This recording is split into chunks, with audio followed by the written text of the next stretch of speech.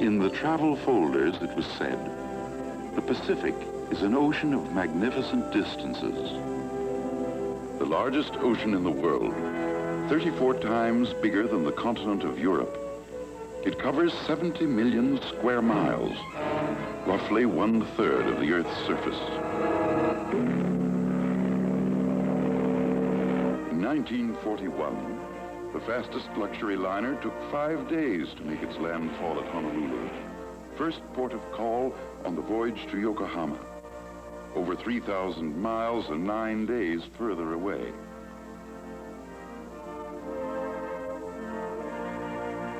Of course, if you were in a great hurry, like Japan's special envoy, Saburo Kurisu, in December 1941, you could make the trip by air in 2 days, 13 hours, and 15 minutes.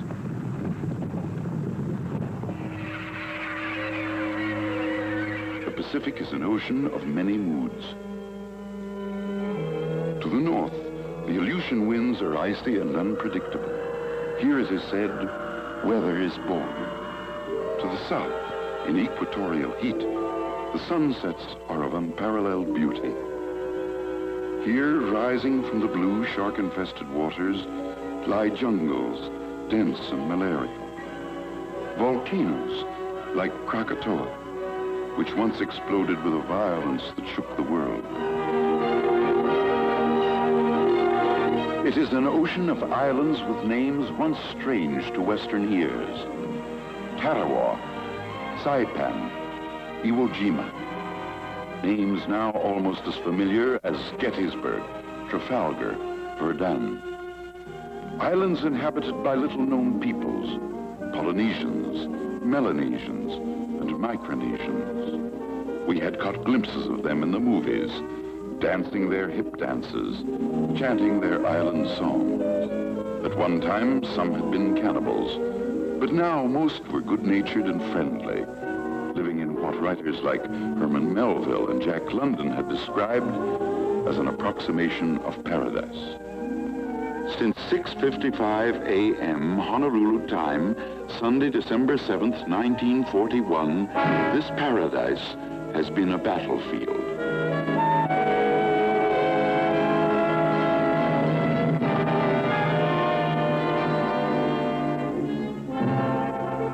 The Pacific Ocean is the biggest, the strangest, the most complex battlefield in history.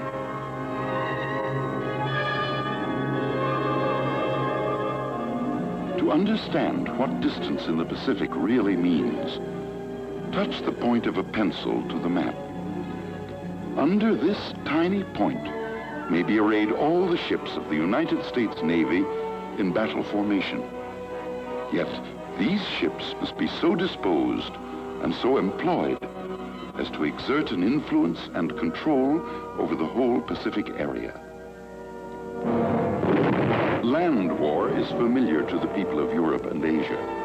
A massive war of tanks locked in battle, of men deploying, maneuvering along highways, canals, railroads, in city streets, in buildings of brick and stone. But it is different in the Pacific, where there are no highways, no railroads, only the limitless lanes of the sea.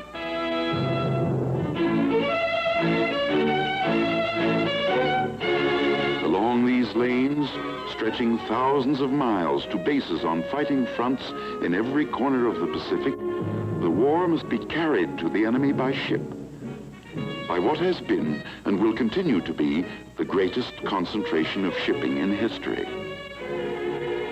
There is a special kind of ship for every mission.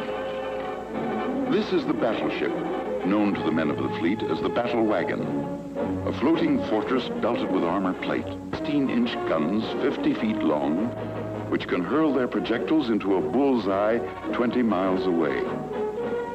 Light and heavy cruisers, scouts and watchdogs, fast and elusive, able to hold their own in the heaviest actions.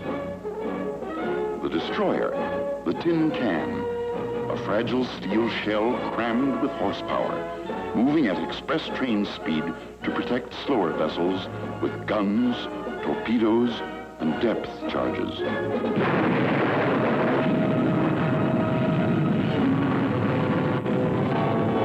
The submarine, the lone prowler, operating for as much as 60 days in enemy waters, thousands of miles from its base.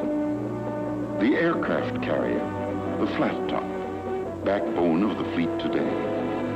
A floating airport as big as 3 football fields laid end to end. A huge and complicated mechanism able to hurl 100 planes into battle across the horizon. Following the fighting ships are the indispensable ships of the train, repair ships, tankers, transports.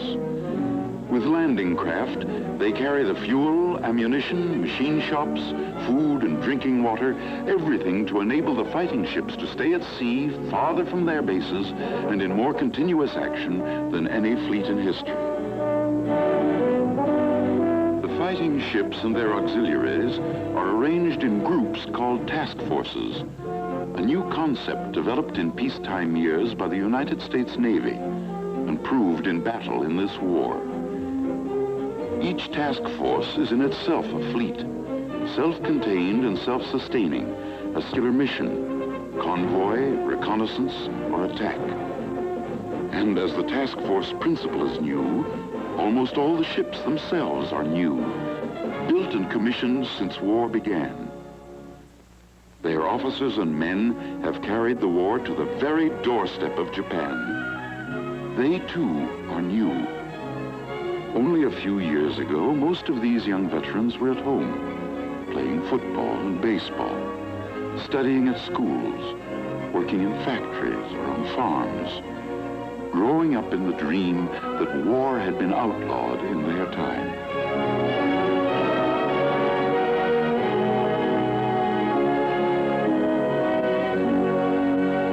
While they were growing up in the 20s and 30s, scores of American warships lay deserted and unmanned, gathering rust in quiet harbors.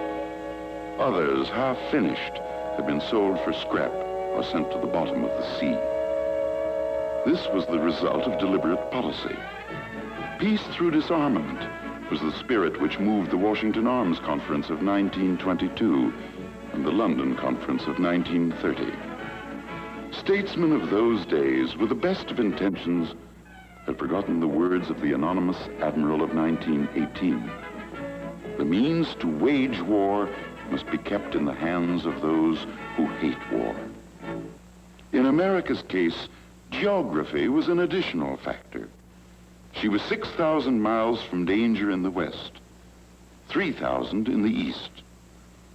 Most Americans came to believe that a comparatively small navy was protection enough for their isolated seacoasts. But in the middle 30s, events in Europe and Asia began to change America's thinking. She began to prepare to throw her weight into the world's struggle against fascism and aggression. And by September 1939, whatever remained of her old complacency was gone for good. In quick succession, Congress passed the Lend-Lease Act, which made America, in fact, the arsenal of democracy. The so-called Two-Ocean Navy Bill. The United States Navy was reborn. The Selective Service Act, to mobilize the nation's young manhood. But time was running short. It ran out on what began as just another American Sunday.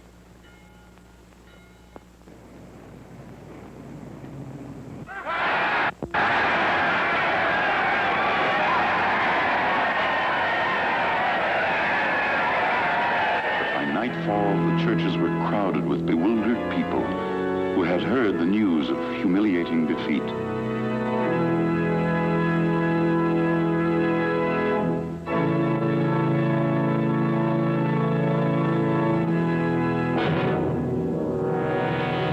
This was Pearl Harbor, America's prime naval base in the Hawaiian Islands. 19 proud ships rested on the bottom. 4,572 men were dead, wounded, or missing. In the hands of Japan rested the balance of power in the Pacific. Bought at a known cost of 48 planes shot down, 3 midget submarines, perhaps 150 men. It was, on the surface, the cheapest bargain in history. But by the morning of December 8th, thanks to Japanese treachery and deceit, Americans were aroused to the depths of their souls. They now stood shoulder to shoulder, of one mind, of one purpose, with the peoples of all free nations everywhere. Through crowded streets, America's great war leader, the late President Roosevelt, drove to the Capitol. With confidence in our armed forces, with the unbounding determination of our people, we will gain the inevitable triumph, so help us God.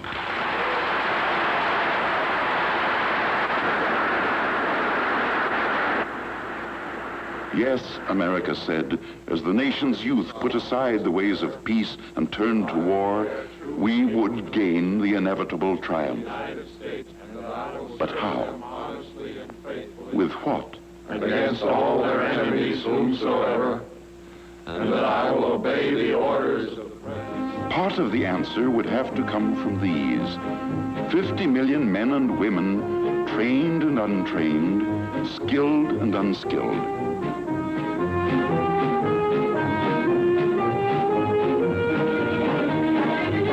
Part of the answer lay here. As a result of Lend-Lease, American industry was already partly on a war footing. But ahead lay giant tasks: reconversion, re-engineering, retooling.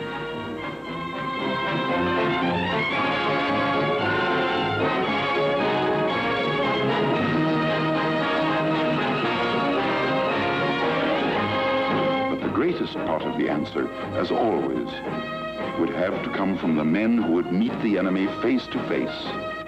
Boys from the forests of the Northwest, the mines and factories of the East, the farms of the Midwest, the cotton fields and cane breaks of the South. Could these millions, trained only in the ways of peace, be taught to handle rifle and grenade, airplane and warship? Could they be welded into a fighting force, able to master the veteran warriors of Germany and Japan?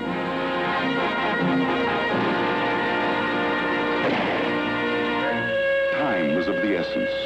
Time to draw blueprints, time to lay keels, to retool factories, time to train men. The demand was astronomical, far beyond the capacity of the factories, still inadequately equipped, the workers still inadequately trained. On every front, in Europe, Africa, in Asia, the United Nations fought with their backs to the wall. And in the Pacific, time was doubly the enemy. Here in December 1941, the Navy had available 80 combat ships. To these, America's British and Dutch allies could add at most another 50. Against them, the Japanese could bring to bear at least 186 combat ships. These could operate from home bases protected by concentric rings of island bases. Unsinkable carriers, they were called. America, on the other hand, could count on exactly 7 all-too-sinkable carriers, only 4 of them available for duty in the Pacific. Japan took full advantage of her newfound superiority. She exploded in all directions.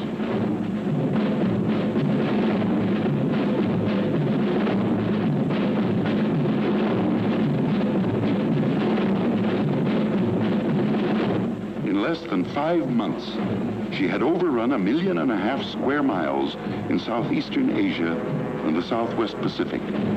The oil fields of the Indies were hers. She had 95% of all the world's supply of raw rubber, 2/3 of all the tin. She had copper and lead and zinc, 90% of all the quinine in the world. She had completed the conquest of 125 million people, unlimited slave labor. Overnight, Japan had carved out for herself the second largest empire in the world.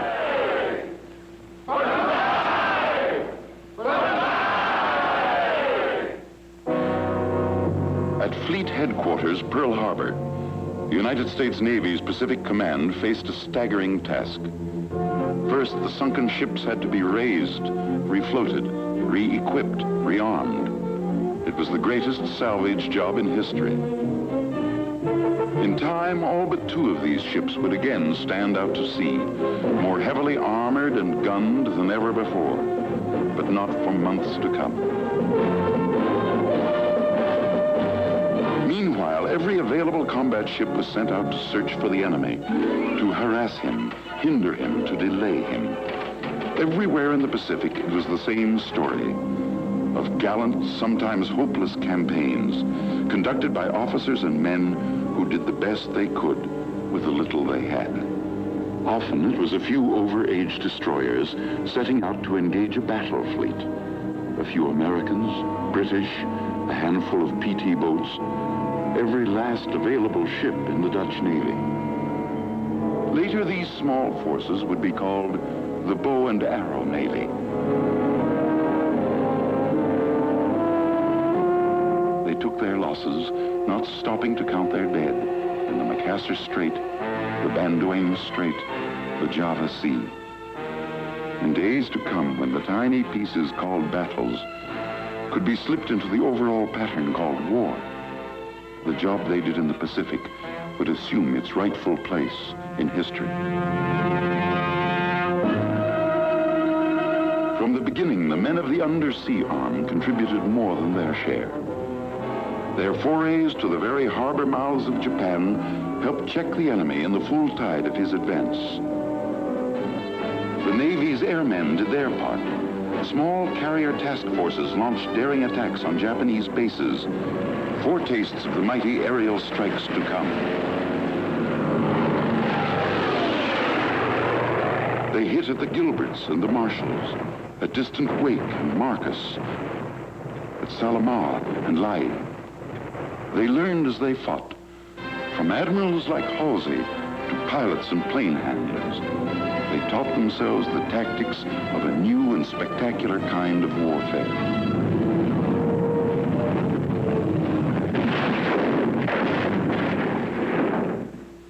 They improvised and invented. On the gray morning of April 18th, 1942, Army bombers led by Colonel Jimmy Doolittle rose from the decks of the carrier Hornet, only 500 miles from the coast of Japan.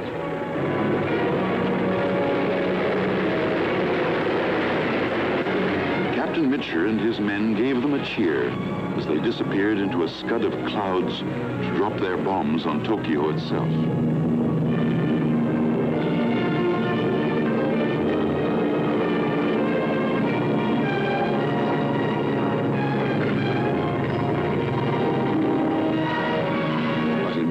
June, the skirmishing came to an end when Japan called for a showdown in 2 major actions, the Battle of the Coral Sea and the Battle of Midway.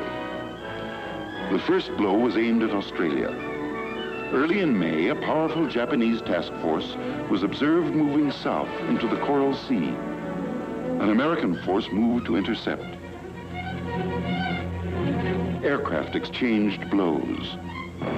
It was the first naval engagement in history in which surface ships did not exchange a single shot. But the men of the still small Pacific Fleet were sure that the Battle of the Coral Sea could be only a preliminary to the main offensive effort of Japan. For the enemy, there were 2 logical targets. One, the still unfinished naval base at Dutch Harbor in the Aleutian Islands, key to Alaska, Western Canada, and the American Northwest. The other target was Midway Island, western outpost of Pearl Harbor itself. A Japanese victory here would open an invasion path straight to the American mainland. Upon the Commander-in-Chief of the Pacific Ocean areas, Admiral Chester W. Nimitz, rested the burden of determining where the blow would fall and how to meet it. He knew that defeat at either Midway or Dutch Harbor would affect not only the Pacific War, but would be felt across the world in the war against Germany.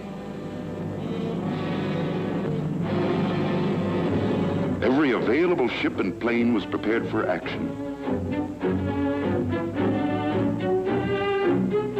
Even the carrier Yorktown, damaged in the Coral Sea, had sped to Pearl Harbor to be patched up. Army flying fortresses were dispatched to reinforce Marine aviation groups on outlying islands.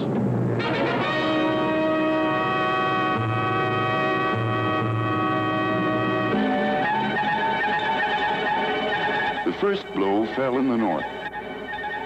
At daybreak on June 3rd, 1942, Dutch Harbor reported an attack by a strong Japanese force. But Admiral Nimitz sensed that this was a diversion only, not the main blow.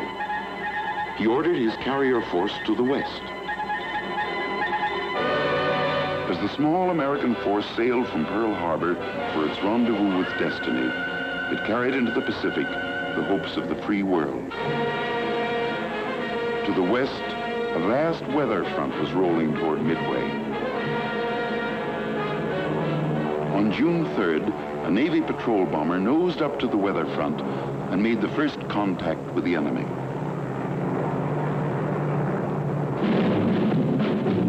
The Japanese were approaching in two columns. One was the expectant occupation force, transports packed with soldiers and Imperial Japanese Marines, protected by a formidable array of fighting ships. The other was the striking arm, the Japanese Navy's four finest aircraft carriers, escorted by battleships, heavy cruisers, and destroyers. The Army fortresses, although somewhat new at this game, found the Southern, or occupation force. They went in and scored hits on a cruiser and a transport. That night, the Navy patrol bombers followed up with an attack on the occupation force. They scored at least 2 damaging hits and sank a cargo vessel. The next day, the enemy had moved within range of Midway. Marine air squadrons found the striking force.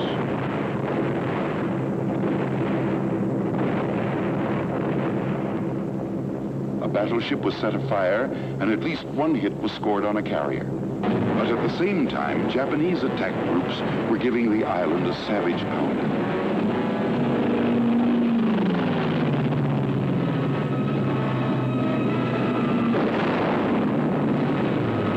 The enemy forces moved in for the kill.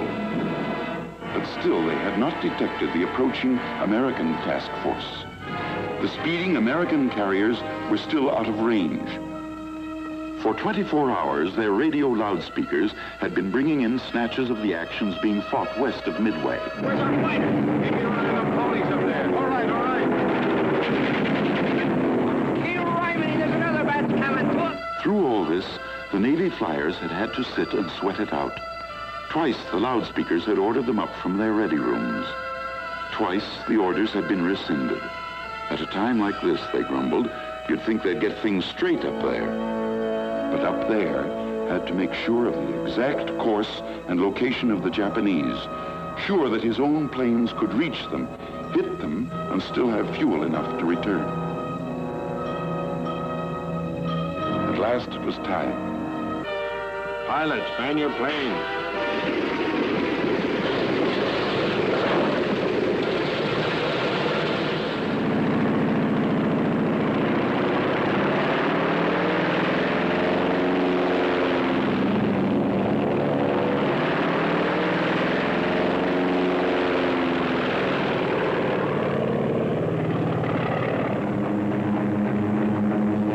2 hours from their carriers, the American flyers began to suspect that something had gone wrong. The Jap was not where he was expected to be. We know now that he had turned back. Perhaps he had learned at last of the oncoming American carriers. At 11 o'clock, Commander Waldron of the Hornets Torpedo Squadron 8 found the enemy. He was short of fuel and had outrun his fighter support. Nevertheless, he attacked. Of his squadron, only one man, Ensign Gay, lived to inflate his life raft on the sea. He saw his comrades from the Hornet, the Enterprise, and the Yorktown plunge into the Japanese fleet. They went for the carriers first. In quick sequence, they pounded them into flaming hulks. Kaga, Akagi, Soryu. And with them, 2 battleships were left burning. But one carrier, the Hiryu, escaped for the time being, long enough for a Parthian shot which crippled the Yorktown.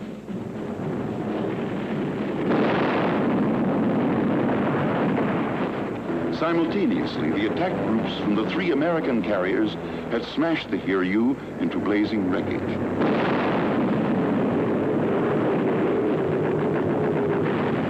For several days, the American flyers delivered textbook attacks on the enemy's battleships and cruisers, now naked of aerial defense. The once clean blue sea was spotted for hundreds of miles with oil slicks and wreckage. By sunset on June 6th, the Battle of Midway had already taken its place beside Jutland, Trafalgar, and the rout of the Spanish Armada. Intelligence officers began to tally up the score. On the morning of June 7th, the men of the victorious American fleet began to bury their dead. As in the skies over Britain 2 years before, a few had earned the gratitude of the many.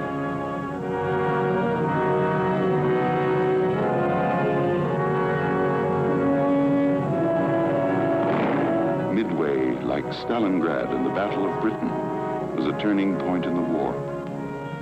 It marked the golden moment when men could tell themselves at last that victory was possible in the Pacific. The initiative now rested securely in the hands of the United States Navy, never again to be relinquished.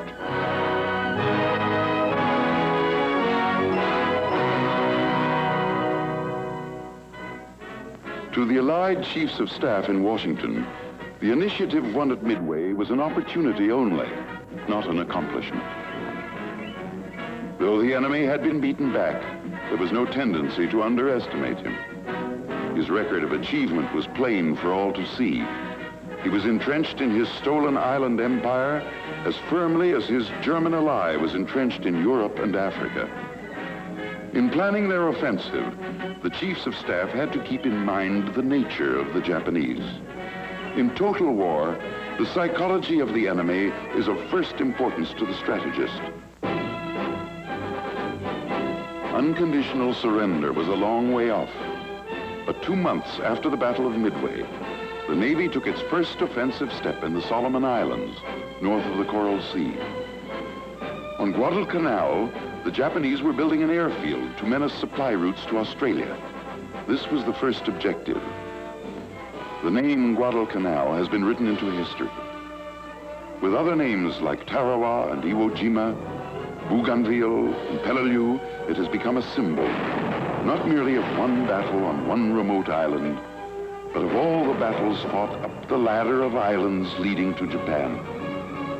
On Guadalcanal, the outnumbered, outgunned Marines first found out what it meant to fight the Japanese at close quarters. In the stinking jungle, they lived through a nightmare 6 months long.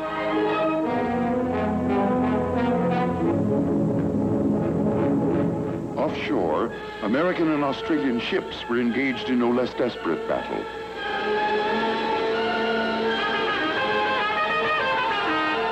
The enemy spared nothing in his effort to save Guadalcanal. From August to December, the sea actions flamed. Night actions in which frequently almost every ship engaged was hit.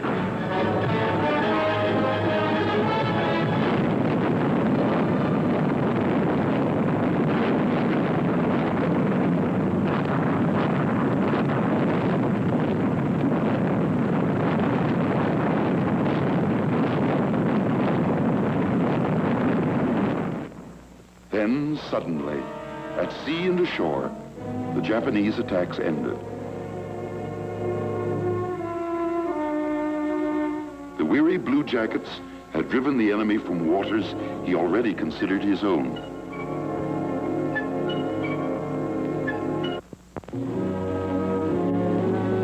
The weary Marines of Guadalcanal could take pride in two great achievements.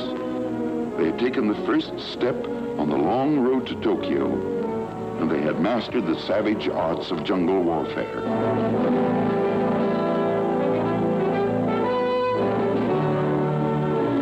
But now some were going home.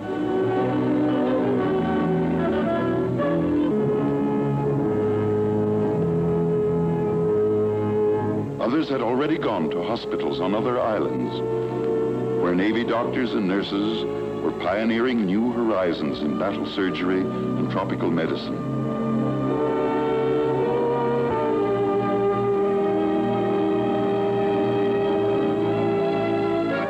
And whole islands were also set aside where tired men could recapture a little of the easygoing life they had nearly forgotten.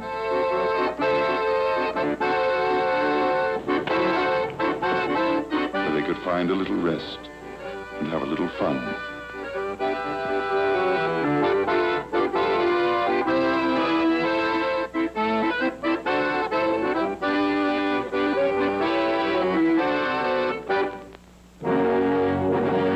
Some men rested, the offensive strategy of the United Nations could not. In November 1943, America's commander-in-chief flew to Cairo to meet with the war leaders of Great Britain and China. Here in the shadow of the pyramids, they affirmed the Allied program for unrelenting attack in the Pacific. They had the weapons now. There were warships of every type. American industry and labor were meeting the test of global war. They had used well the time bought for them by the bow and arrow navy of the early days, by the outnumbered heroes on Bataan, by the men who fought in the Coral Sea, at Midway, on Guadalcanal, by the free peoples everywhere in the Pacific who had steadfastly resisted Japanese aggression, and by the Chinese who for 8 long years had stood off the full onslaught of the Japanese armies. These mighty bombers were built on time, bought by the sacrifice of British, Australians, New Zealanders, and Dutch. These giant stockpiles were built up while guerrillas in the Philippines and the Netherlands East Indies were fighting the enemy with little more than hope. And even more important, the United Nations now had men for the Pacific. Blue Jackets to handle the complex machinery of modern sea power. Airmen, soldiers and Marines trained for amphibious and jungle warfare. And all these were but the vanguard of a host of others still in training camps. Under their commanders, Fleet Admiral Nimitz in the Central Pacific and Army General Douglas MacArthur in the Southwest, by the side of their allies, they were ready to push attack. What they accomplished is history.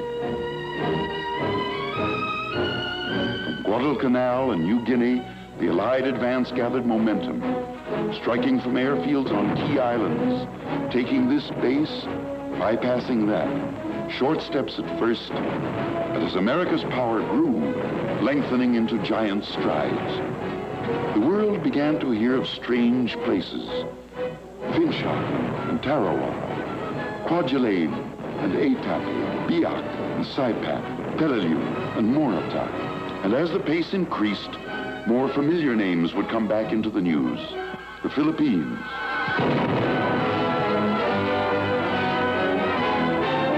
and the islands of Japan itself. But the real story of the oceanic phase of the Pacific War cannot be told in maps and communiques. It can be told only in terms of human effort and human sacrifice.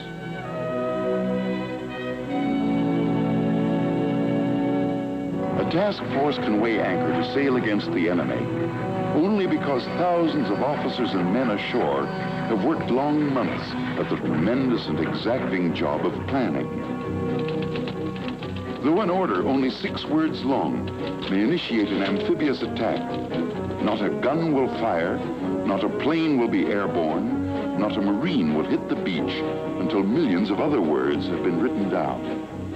In crisp sentences, in codes, on charts and maps, in mathematical equations, in photographs and models, the attack is written as a play is written, long before the actors take the stage. From battle fleets to chocolate bars, from the horsepower of 1,000 planes to the tide tables of a once forgotten tropical island, no detail can be omitted.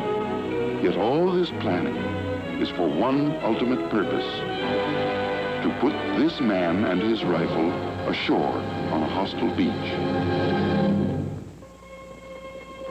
This is the eve of battle.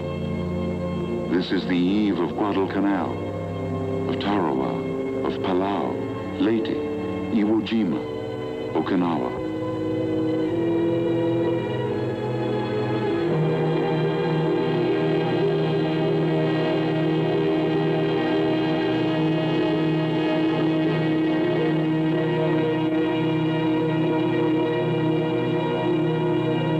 Beyond the horizon lies the enemy. The intricate mass of the attacking task force moves in for the kill. Each ship in its designated place, each man at his designated station, all at the designated time. H hour on D-Day.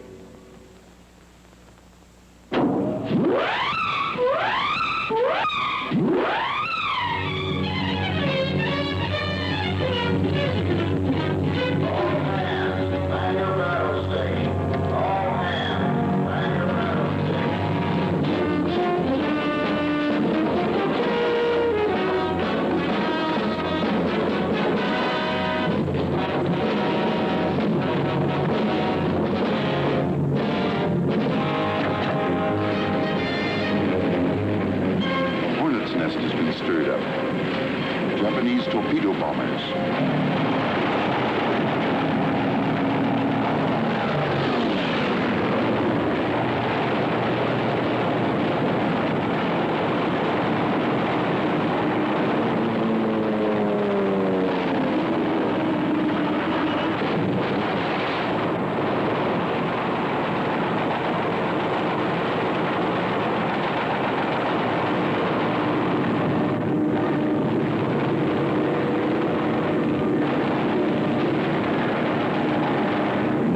Is beaten off.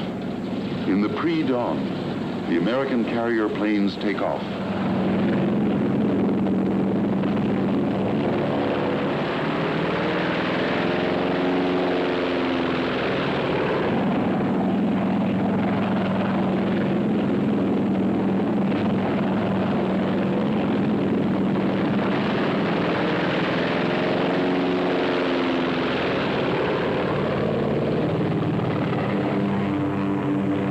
At dawn, they are over their objective.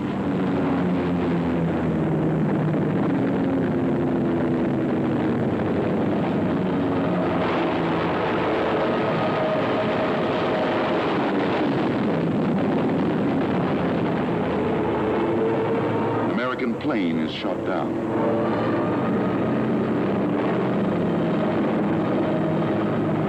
This is a Japanese ammunition ship.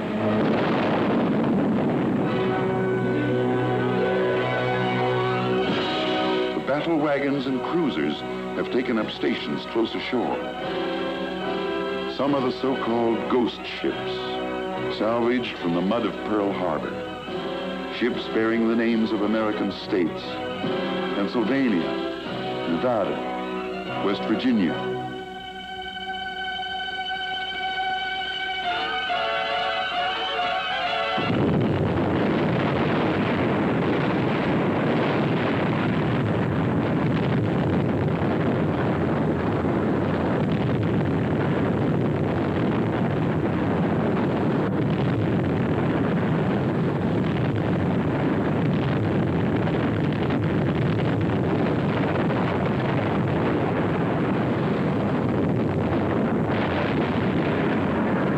They are paying off their debt. To ship called King George V is paying off the debt of another called Prince of Wales.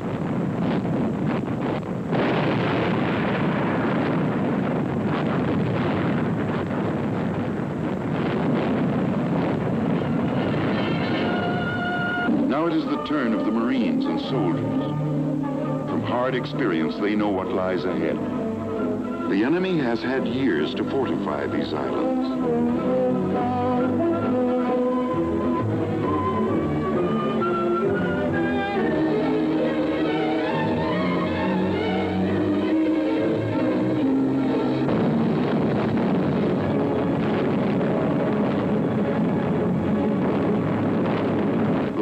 Craft come under hot enemy fire, but Coast Guard and Navy coxswains keep them on course.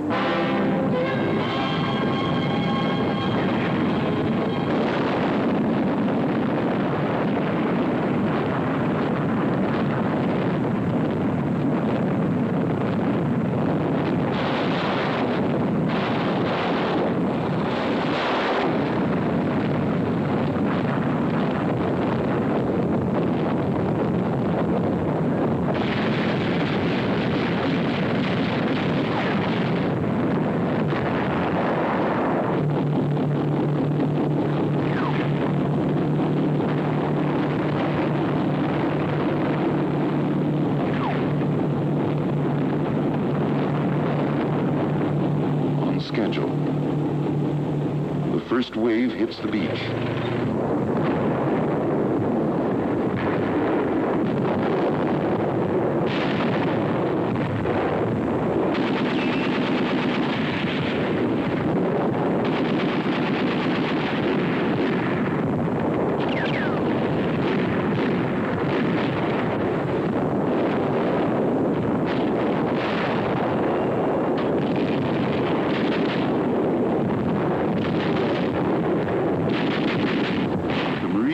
Soldiers have won a tiny strip of beach, a fingernail, no more.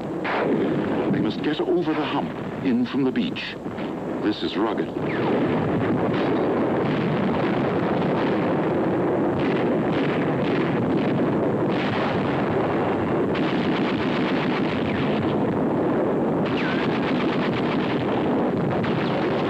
fingernail has been expanded.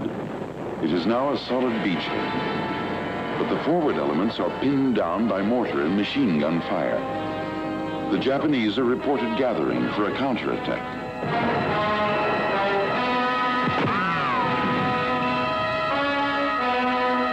The quickest way to break it up is from the air. The beach calls the carriers 50 miles offshore. But the carriers, too, have their hands full.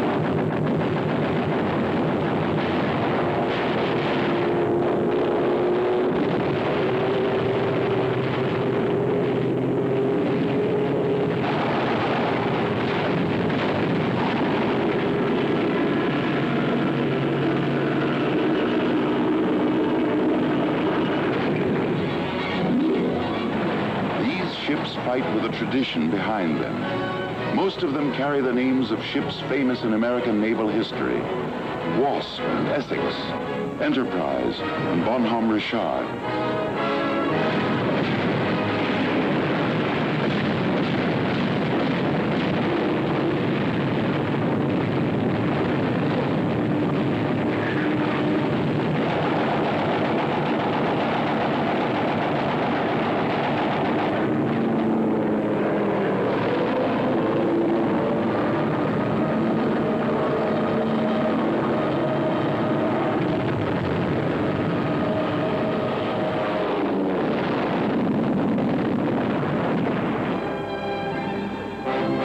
Carriers are temporarily out of action.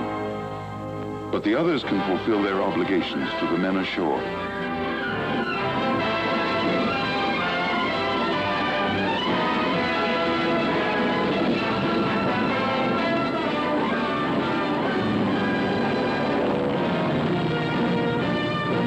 At last, the air support is on its way.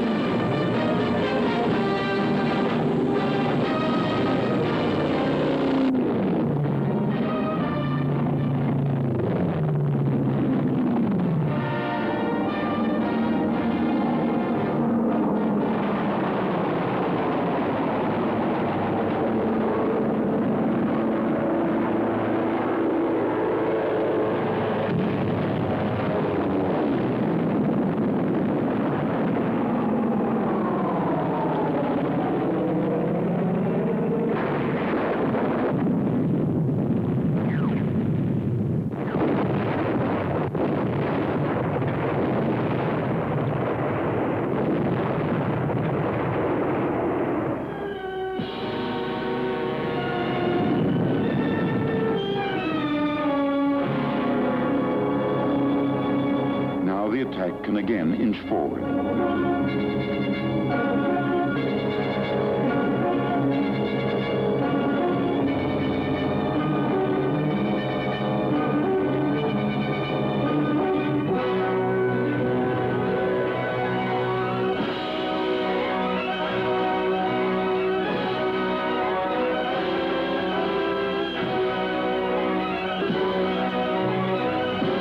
Patrols are approaching the enemy's main defense line.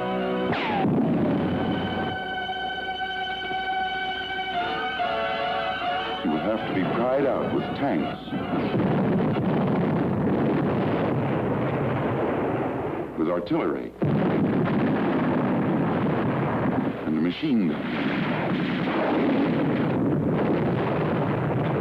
and mortars, with hand grenades, and gasoline bombs.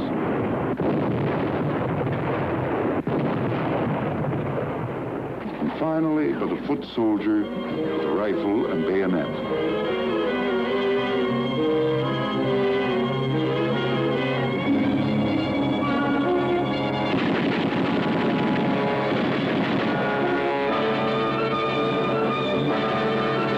Japanese dynamite.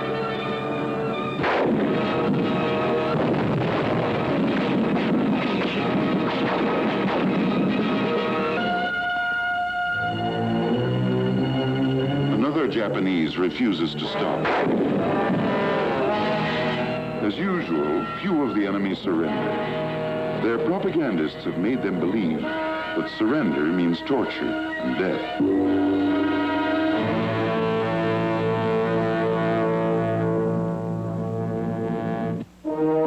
The seaborne community is moving in to stay. The operation can officially be considered a success.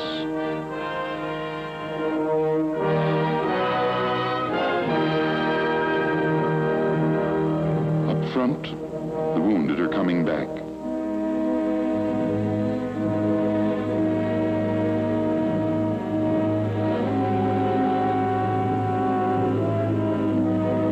Some will recover to fight again. Some will always bear the scars of battle.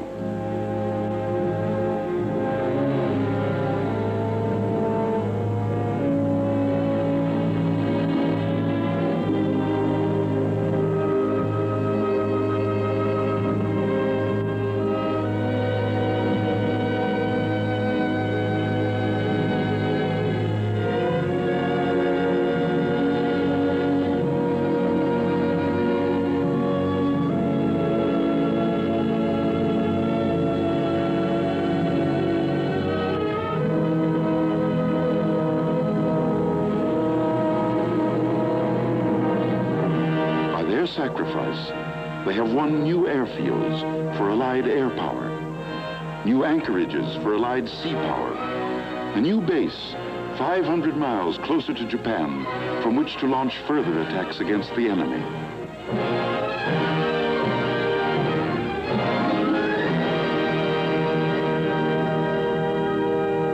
Step by step, This has been the story of the advance to the gates of Japan. Step by step, this has been the price.